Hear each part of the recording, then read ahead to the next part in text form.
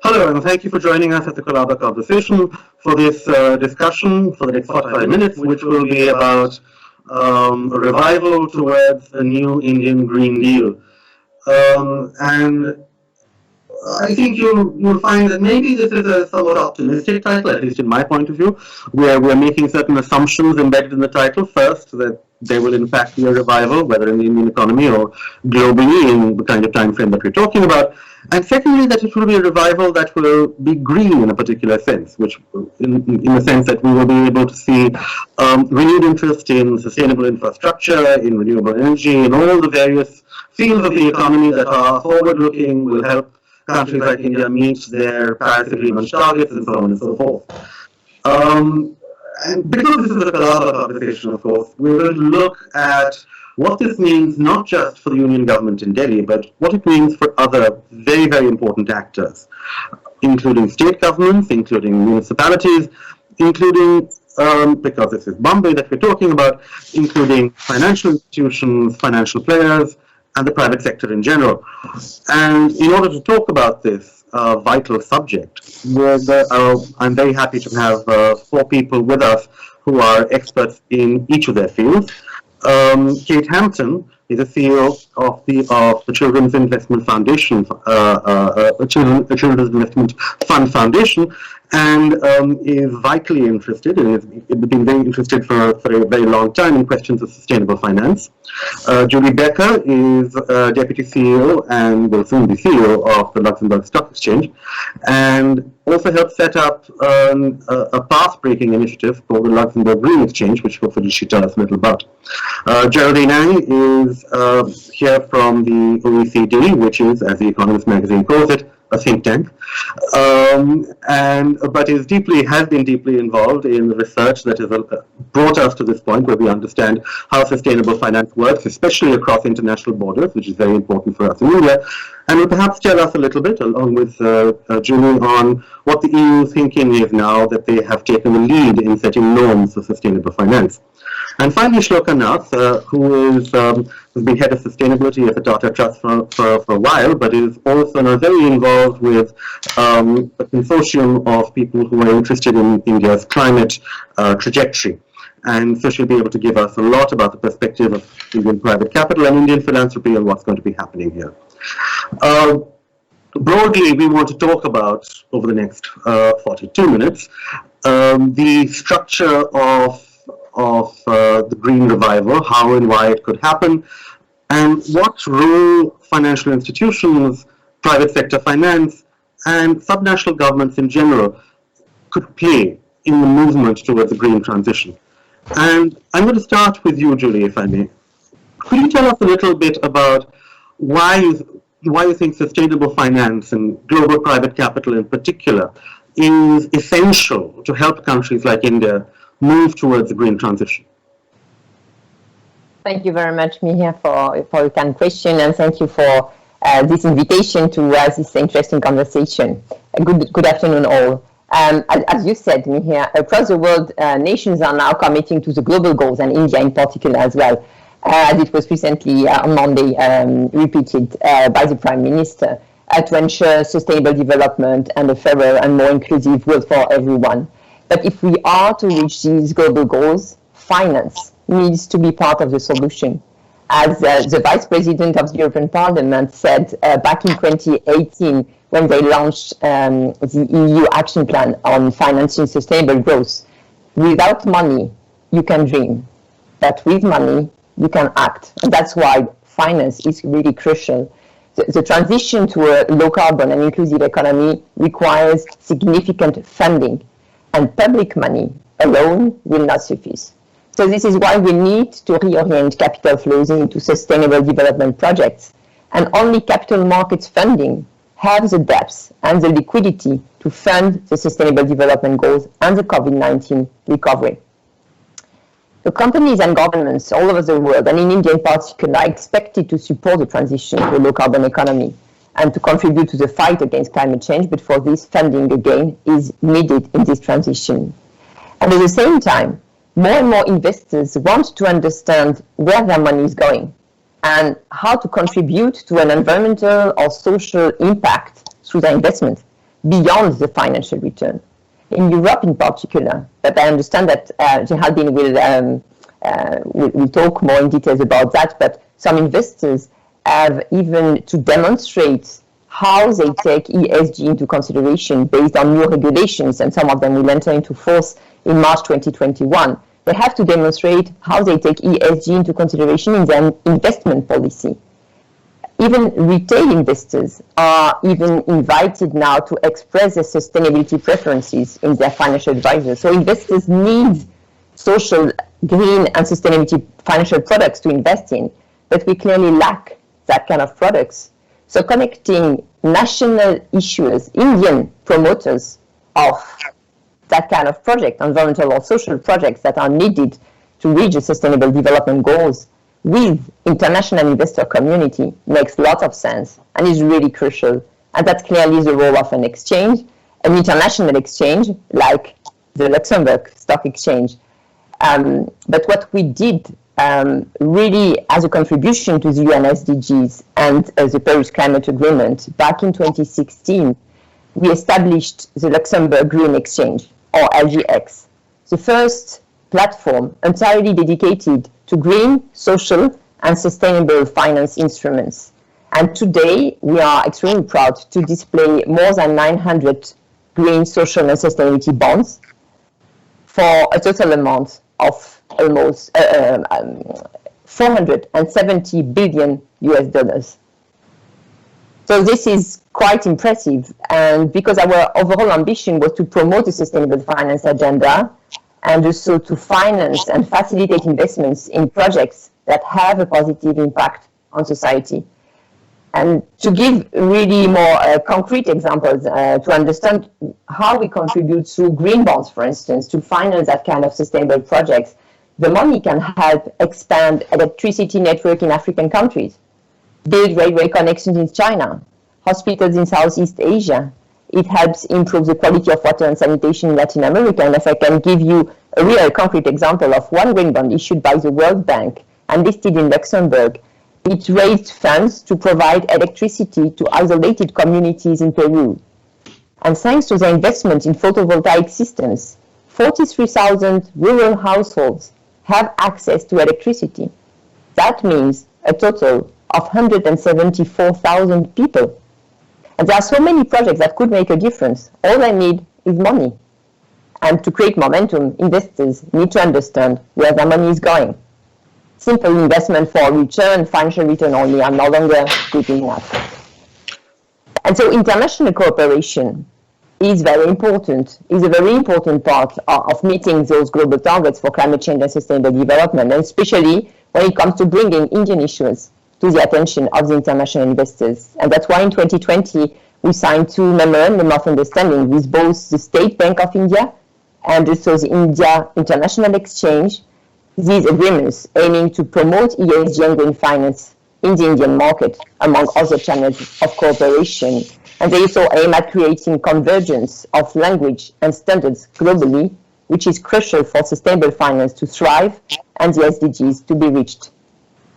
Thank you, Julia. Geraldine, I'm going to turn to you in just a minute to talk about a little bit about this sort of regulatory harmonization that maybe we should be thinking about. But before that, Shloka, if I may, how prepared is Indian finance? How prepared are the Indian capital markets? And how prepared are Indian issuers, potential Indian issuers, for the flood of interest that there might be in similar ESG projects in India? Hi, Mihir. Thanks so much for that question. I think the financial sector is starting to wake up to the risks posed by systemic issues like climate change to not just vulnerable populations, but also the national economy. And I think it's really encouraging to hear the Reserve Bank of India, for instance, flagging concerns about the impact of climate change.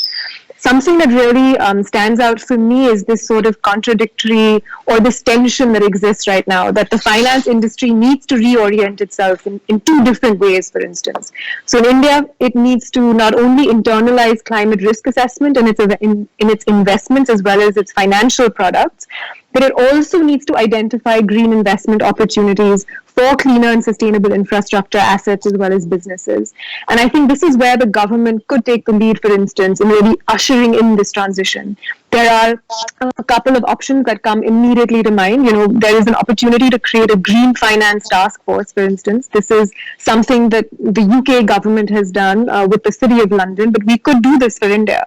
The task force designs the overall roadmap for promoting green finance. It advocates necessary policy and regulatory changes.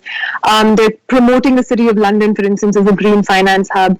And that task force has led to a certain amount of success. The London Stock Exchange has emerged the most sought after green bond market. And second, there's also an opportunity for a green finance strategy. And this really involves generating a great deal of awareness, coordinating efforts. Of course, the Indian government through Niti Aayog can create a green finance strategy to coordinate between policymakers, regulators, institutional investors, and consumers as well. I think awareness, understanding, availability of green investment options over alternatives is going to be key. The final point on this is really the MSME sector, which I'm going to point out because it was struggling before, but it's been hit really hard by the pandemic, and it's primed for transformation as they recover from the but will also be instrumental in India meeting clean energy targets. So what is really required is capacity building for adoption of energy efficient technologies and processes by MSMEs, but we do need to support clean tech startups because they are the missing link in scaling sustainability solutions, and climate finance is a great starting point because they currently struggle to receive commercial capital at very attractive rates. So all I'm going to say is we need a narrative change from ease of doing business to ease of doing climate. Thank you, Shloka. Geraldine, so as promised, what has been the sort of regulatory process in Europe, which has taken the lead in this, to try and create a structure around sustainable finance, and what can the rest of us learn from it? Has it advantaged or disadvantaged countries like India? How can we recover the initiative? Many thanks, Mihir, for your question and for the invitation, and good afternoon, everyone. So, like you said, Mihir, it's really clear that for the next 2 years at least, the priority is to ensure a durable and resilient economic recovery from the crisis. And we absolutely need to avoid a return to business as usual and to investment that are destroying the environment. We need to commit to building back better. And like you hinted, several countries across the world and regions have already made important steps towards that. Whether you look in Europe with the EU Green Deal, but also in Asia with Korea's Green New Deal. And like you mentioned, the cities are really a key player in the equation. They are the front line of responses to the COVID crisis. And we've seen, beyond the topic of sustainable finance, we've seen really the emergence of innovative forms of, for example, clean urban mobility or digitalizations to support teleworking. I'm myself teleworking for the past 10 months in Paris, as is most of the OECD staff. And I must say that Mumbai can definitely play a very critical role in supporting a green recovery. And like Julie stressed, one critical element to play by governments, by urban financial centers, and many other financial actors is to leverage finance to invest in the green economy while unlocking investment opportunities like Shloka just discussed. And it is true that addressing climate change, addressing biodiversity, but other environmental challenges as well, requires a very significant increase in private green finance and investment at a time where worldwide investment is relatively falling sharply, even though thankfully India has had an increase in FDI last year. I just saw that FDI increased in India by 13% last year. But it's true that if you look at India specifically, the country has climate goals that require a significant amount of money in US dollars. It's around 170 billion per year for climate action. And if you compare the green finance flows in India so far, it's only around 21 billion per year as of 2018, to give you an example. Still, India has a lot of promise. It's a very fast-growing energy sector. It has very ambitious renewable energy target. And the other good news is that globally, if you look at the availability of foreign capital, there's no shortage of capital globally. Institutional investors in OECD and G20 alone have 64 trillion of assets under management. And the other good news that Julie has just alluded to is that ESG investing and broader sustainable finance has very rapidly increased in the past few years, and we've seen very rapid evolution of the trends in Europe, but not just in Europe, worldwide, in many countries, including in India. And I was very interested by what Shloka just discussed. Just to give you examples of positive developments, we've seen the development of sustainable finance taxonomies and definitions, for example, in the EU or in China. We've seen initiatives such as the Task Force on Climate-Related Financial Disclosures, or TCFD, which has really built momentum for financial sector to factor financial-related climate risk. And we've seen the rapid scaling up of instruments like green bonds that one of you just discussed. And if you look at India, India has emerged as one of the largest emerging green bond market, I think the second largest, and there's a lot of potential for attracting investment in renewable energy projects and in other projects. But of course, it's sure that there's a lot of progress that Mumbai as a financial center can get to better unlocking green and sustainable finance. And I must say that worldwide, we are still a long way from aligning financial flows with the goal of the Paris Agreement and the SDGs. Just to give you one number that I find very telling is a recent OECD report shows that institutional investors hold only $1 trillion in infrastructure, and among that number, only $314 billion in green infrastructure. That's a drop of water compared to the pool of capital that they manage. And so we do need to accelerate the shift to a financial system that fully takes into account climate change and other environmental challenges. Like I said, great progress has been made worldwide on disclosing the risk that climate change poses for financial returns or financial stability. And, both industry-led initiatives like the TCFD, but also regulatory environment has helped. But we do need to improve the disclosure and the management of adverse environmental impacts and risk from the financial sector from an environmental materiality perspective. And I really want to stress that point, which is that I think for the past 5 years since the adoption of the Paris Agreement, the financial sector has been geared towards managing financial risk of climate change. One, it has still neglected other environmental risks like biodiversity, and we do need to do so much more on biodiversity, and it is challenging. And two, we do need to factor non-financial environmental materiality. What is the impact of assets on people and the planet? And it's a time when we can no longer ignore that. And some critical issues that we see in financial market at the OECD, one is that there's a major fragmentation, including in definitions of sustainable finance, including in ESG rating methodologies and metrics, and including in sustainable infrastructure standards. So we need a common framework and we need harmonization, and of course regulation can help. And the second point is we really need to prevent the financial system from going into a risk of greenwashing. And a recent OECD study showed that in ESG benchmarks, even if you're a carbon-intensive corporate issuer, you can get very high environmental score just by disclosing your carbon footprint. So there is a significant risk of market integrity or greenwashing, whichever you want to call it. So at the OECD, we've been working a lot with policymakers, with regulators, with investors, issuers, etc., and with financial centers. I did a workshop last year with the Paris Financial Center on those topics to help mobilize private finance for green investment. And I must say that if I had to give a direction of where we see the priority for the next 2 years, it's really to align sustainable finance with environmental materiality of climate change and biodiversity and other environmental issues, whether looking at metrics, disclosure, standards, or due diligence process. So there's really a lot that can be done in collaboration with Mumbai and other financial actors in India. I will stop here. We have lots of programs in India, like the Clean Energy Finance and Investment Program, but happy to talk further later. Thanks, Mihir. Dr. Geraldine, thank you. Now, Kate, shifting gears for a bit. A lot of the conversation globally on climate change and on financial regulation seems to take place between governments, between central governments, between federal governments. Now, At least that's how we see it from here in India, and particularly where I'm sitting in New Delhi. But what is the role, in your opinion, of subnational governments, local, regional, municipal governments, in meeting the sort of adaptation and mitigation targets that are built into a green transformation? And again, what is the role that sustainable finance can play in helping these actors, which are frequently resource constrained, in following through on those goals?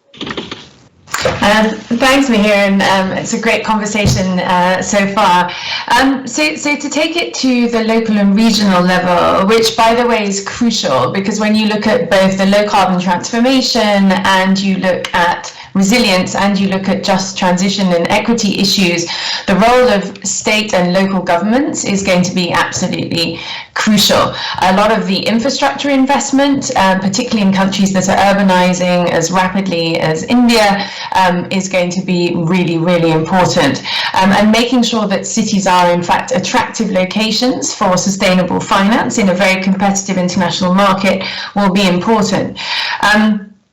The pandemic has really shown the vulnerability of cities, and the ability of cities to both become resilient and low carbon will be characterized by a number of factors. So governance is really important. The powers that the cities have relative to other bits of government is really important. What policy levers, tax levers and other levers they have. Their creditworthiness will be really important. So how strong is the balance sheet of the local government? Do they have access to private capital markets, and so on and so forth. Capacity, as we've heard already from Shloka, is really, really important. And that capacity can take many forms. There's regulatory capacity, the ability to create the right, attractive, enabling environment, but also capacity for delivery. And capacity for delivery is increasingly about creative multi-stakeholder partnerships that bring together best of private, best of public, but also civil society, which can play a crucial role. So with these different facets of attractiveness, cities and regions will be able to attract the finance that they need. So just to give some examples from our work, we've been engaging with many partners, civil society in Maharashtra, around the issue of air pollution, which for us as a children's foundation is absolutely crucial. And if you look at air pollution as a problem, it is a cross-sectoral, multi-layered problem. So you need to make sure that not just the city, but also the environs of the city, the airshed are taken into account. You need to make sure that transport and buildings and waste, all of those things are thought of in an integrated manner. We worked with some NGOs who installed an artificial lung in Bandra, which some of you may have seen, and it turned black within 2 weeks. And the one in Navi Mumbai turned black in 10 days. Children from the moment they're conceived are essentially smoking cigarettes with bad air pollution. 9 children out of 10 in the world are breathing bad air from the moment they are conceived or born. So we do need to take this very, very seriously. But we've seen just a couple of days ago from the Indian Finance Minister really significant investment from the government in 42 cities. So how cities design their enabling environment, how they incentivize local businesses, how they leverage that public capital with private capital will be really crucial. We're also working on, for example, how we can support agriculture to transition to solar. That's really important in terms of dealing with the power sector and the difficulties, the technical and financial difficulties that the power sector is dealing with, which have a huge impact on cities. So if you can deal with improving access to decentralized energy outside cities, you'll remove pressure on the grid inside cities as well. So in terms of attracting finance, I think, as I've mentioned, there are different ways in which cities can do that.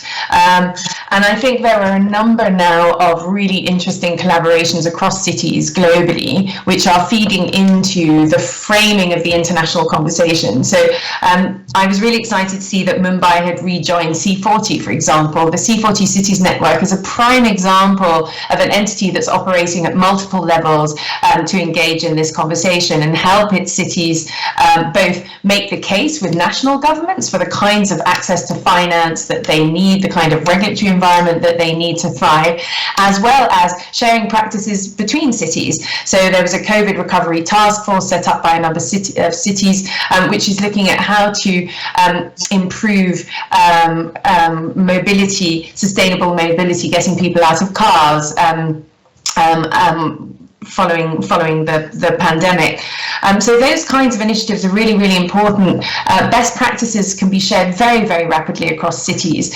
We saw actually a lot of south-north transfer of ideas. In fact, bus rapid transit originated in Latin America. It didn't originate in Europe, and it's now spread across the world with high levels of adoption in places like China.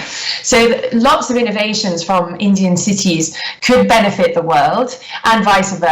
And so being part of those networks, those knowledge networks, is crucial, because nobody has achieved net zero. Nobody has delivered a resilient low carbon economy yet. So we're all in the process of learning it together. And cities have possibly more in common than national governments do in that regard.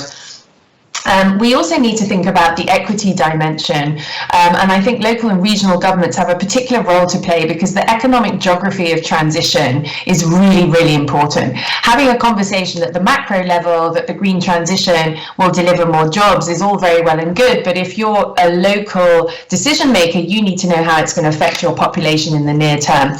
So we need to do more work on the economic geography of transition. We're looking, for example, in the coal mining regions in Jharkhand about how they're being affected, and looking also at the opportunities, because sometimes the green innovation centres are not co-located with the high carbon centres, and making sure that there is that potential for social mobility, for upskilling, and so on, is really important. And local governments can create the right regional incentive frameworks to attract the kinds of manufacturing and other things that will enable those populations to be part of the green recovery. So that's a really crucial role, I think, for local and state government. I think finally I would say that ambition in this regard is absolutely crucial. So there may be decision makers from local and regional governments watching this thinking, oh, it's all very well and good for London or Milan to talk about green recovery. But actually, we've even seen, Bangalore of late has pledged to become carbon neutral by 2030. We've got a number of Chinese cities who are already peaking their emissions. And actually having ambition creates a kind of organizing framework around which new innovation can be unleashed. So I would actually encourage local leaders to be ambitious, and then to be really, really clear about what assistance they need from both national governments and from the private sector. So I'm really excited to see, hopefully in the future, much more engagement from Indian states and Indian cities in the international conversation, both sharing their experiences and their challenges, and helping accelerate us towards a low carbon and resilient pathway. From the perspective of a philanthropy, we believe absolutely that the climate transition must happen alongside the delivery of the SDGs, that dealing with inequality alongside climate change is the only way to go. And we're really interested in facilitating the kinds of multi-stakeholder platforms and dialogues that will enable this best practice sharing and create the right kind of share of voice for local and regional governments in India and around the world to really get the kind of sustainable finance that will be needed. So I hope that gives you a quick summary, but I'm really looking forward to further conversation. Thank you, Kate. So just to take off from what Kate said, Julie, could you give us a couple of, a sense of maybe a few concrete examples of how cities around the world are using the global financial markets to fund some of the projects that they're interested in? Because I think those concrete examples are of real use to cities like Mumbai or Bangalore, as Kate just mentioned. Yes, absolutely. Well, as an international exchange, indeed, we are trusted by many sovereign, 120 sovereign and cities around the world. And for Mumbai, being the financial center of India, Mumbai also plays a huge role in reorienting capital flows towards sustainable development and mitigating climate change. And the metro area population of Mumbai in 2020 was over 20 million people, which invites me to think about what Mexico City did as an example of a global city. We can draw many lessons from what they did. Because similar to Mumbai, Mexico City is also home to over 20 million people. And in 1992, the UN labeled Mexico City as the most polluted city in the world. And this prompted a real wake-up call for many of the city's key players to address the challenges that come with population growth, including pollution, traffic, waste management, water supplies, and lack of sustainable housing. And Mexico City was the first city in Latin America to issue green bonds. And to do it, they issued a city green bond framework that was needed to be created to frame those green bond issuances.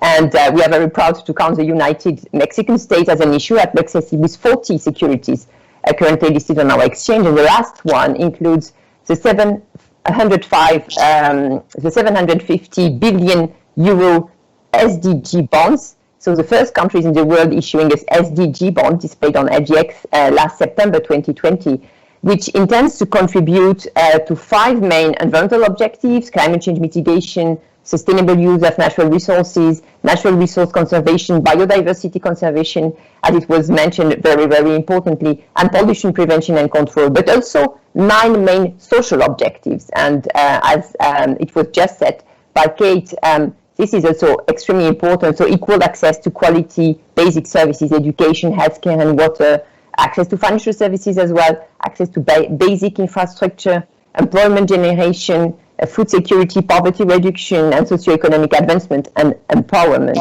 And I think that during this COVID-19 crisis, what we see is that the S of ESG really came to the fore. And that's exactly what Kate was mentioning, that we now need, and that people are now, I think, really well aware of this global dimension. You cannot dissociate the S from the E in ESG. And as also Geraldine was mentioning, you cannot only focus on climate change, but also go much beyond and take absolutely into consideration biodiversity. So Mexico is one example, but I could also have mentioned Cape Town, Johannesburg, Paris, or Tokyo. Those are also examples of cities where green bonds have been used successfully to mobilize climate finance for urban projects, highlighting the green bonds to finance urban sustainability action. Well, thank you, Julia. And I think that now I'm going to start incorporating a couple of the many excellent questions that we're receiving. In fact, I have to say that some of them have already been answered already in the discussion. But a couple if I were to combine a couple of points that have been made by some of our questioners. First, people are asking what the components of a roadmap for more ecologically friendly cities would be, what the transition, how the transition to more renewable energy in particular can be fast-tracked. And I want to sort of combine these questions and take it to you, Shloka, and say, and take point from what Kate was saying earlier. How can we sort of think about the platforms that ensure that there is an inclusive, broad-based rollout of more sustainable cities? In particular, how can we ensure that access to energy and renewable energy is increased going forward? How can we have crowdsource opinions almost about what a sustainable city would look like for the people that live in it? What are the next steps? Thanks, Mihir. I like that you use the word inclusive because it reminded me of what Kate was referring to as well about the inequity of climate change and the need to sort of focus on just transition, especially in the context of India. Green transition has to come together with an inclusive economy. And I think we have to look at financing climate action that has really positive impacts. And that's going to be really important for us as we delve further and further into this topic. Because globally, what we're seeing is that investment in skill building to address the immediate unemployment from COVID-19, as well as the structural shifts from decarbonization, is obviously not only a key multiplier for economic recovery and climate action, but it's obviously an important imperative for reducing inequities. But I think an important framing here for India really is to think of recovery and our green goals or sustainable future as a continuum and not isolated from each other. So when we talk about this decade and we talk about this decade of action, it's really about transitioning who we are, the very foundations of us as a country, because we've been forced into this transitional phase due to this pandemic, and how we choose to come out of it, what the decisions we take around how we want to lead. It's really imperative that we don't lock ourselves into a high carbon future, and we focus rather on building a low carbon sustainable future. So to your question around what comes next and how do we move sustainability to the forefront, I think a good example is just, climate finance needs to be just mainstream finance. Sustainable actions are currently grant funded. They just need to be funded. So we need to change the paradigm of sustainability or climate action as a niche sector into one that's really mainstream. And if you look at renewable energy, CRISIL, if they'd rated the energy sector 15 years ago, it would have been very, very risky. But just recently, Bloomberg has rated India as the most attractive renewable energy market globally. So how do we really sort of jumpstart this decade of action? What are the sectors that we need to focus on, especially when it comes to clean energy, that will really push sustainability forward? I think the urgency, of course, is immediate. It's primed. It's at the tip of the mountain, and it needs one big push, and it will hopefully snowball into transitioning our energy systems. And I think the first one that I would really point to is domestic, solar manufacturing. It's a really great time to promote that. The conservative estimate is that solar modules, worth 15,000 crores, which is about $2 billion, will be required annually to meet the domestic demand of 10 gigawatts per year. So meeting the bulk of this demand through domestic production, is going to be a huge multiplier for us. In the long term, domestic manufacturers can tap the international market and supply modules to member countries of the International Solar Alliance as well. We're also seeing tremendous innovations in distributed renewable energy. This can really enhance grid reliability, but they require concerted policy, regulatory, business, as well as technological interventions. And so that's where your point about the platform comes in. It's really crucial that we build spaces that can actually hold these multiple actors as well as interventions. There's tremendous co-benefits here because grid-connected microgrids of 20 gigawatts can employ about over 1 lakh workers for skilled and unskilled activities. You're looking at rooftop solar installations, which could create 50,000 skilled and unskilled jobs for 4 gigawatts. So such investments could really promote local entrepreneurship in rural as well as semi-urban areas. And rural economic resilience is going to be a critical area of concern. So we need renewable energy powered or energy efficient solutions like solar powered looms, cold storages, mills and food processors. All of these can transform energy access from a consumption paradigm to an economic driver. And that's really where we need to focus. This is going to require coordination on all fronts between businesses, CSOs, think tanks, the finance sector, as well as alignment between the development and climate community to really deliver the key signals to government. And that's really what our role at the ICC is. We're here to support how the government thinks of the new India. We have to help give them the vision for that future for the new India. We've made some of the most globally ambitious commitments, and we're, as I said earlier, the most attractive energy market compared to 4 years ago. So how do we scale that to other subsectors? Whether we're looking at waste or recycling or electric mobility, we have lots of R&D left to do before we can scale those sectors. And jobs will come from scale, not from innovation. Renewable energy is ready to scale. So we need to get these other sectors to where renewable energy is. And I think electric mobility and battery storage are going to be key going forward in that energy transition piece. So I'll pause here and hand it back to you, but I hope I've answered some of those questions. Thank you. And also because I have a keen sense for headlines, I love jobs will come from scale and not from innovation. And I'm going to sort of carry that around with me for a bit. Right, so we've got about 6.5 minutes left. So to close up, I'm going to go to first Geraldine and then to Kate. But Geraldine, very briefly, to give us a sense in India of the urgency of this question, could you sort of give us a bird's eye view of how much this field has expanded, particularly since the pandemic? How have ESG financing in particular been supercharged over the past year? How has global finance, how have global regulators, our regulators from various parts of the globe suddenly woken up to the importance of this? And give us a pep talk. Yeah, no, definitely. I must say, honestly, like a few years ago, I would never have bet that there would have been such a mobilization from financial regulators, including central banks, supervisors, but also from industry stakeholders to go so rapidly. And in a way, the pandemic is making it clearer than ever, like Shloka just said, that we need to factor both social and environmental issues all together in the financial system. Climate change cannot be considered just on its own. It needs to be integrated in a human well-being approach, and that's the case for every social and environmental issue. We need to think in a holistic manner. But it's true that there is a gigantic momentum. On the one hand, if you want, there's a trend towards accelerated ESG investing across the world, and the ESG industry is booming. Some ESG funds have overperformed regular funds last year during the pandemic and even in the years before. But on the other hand, we're really seeing that there's a risk of greenwashing. And if you look, for example, at green bonds that are critical to deliver, as one financial instrument, investment in renewable energy in India and elsewhere, you see that there's a really an issue with the credibility and the robustness of standards.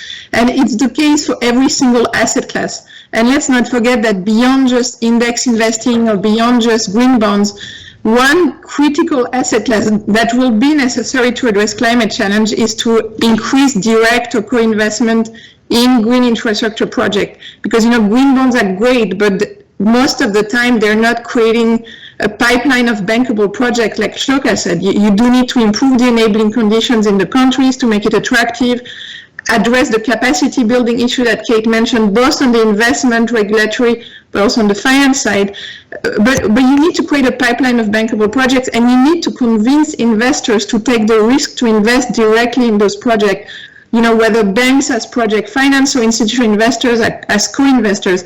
And there are tons of great experience across the world of de-risking instruments, the use of blended finance, the use of mitigating instruments that can get those institutional investors, asset managers, asset owners alike to invest in green infrastructure. And increasingly, I want to flag again biodiversity, to invest in sustainable land use, because it's not just about infrastructure.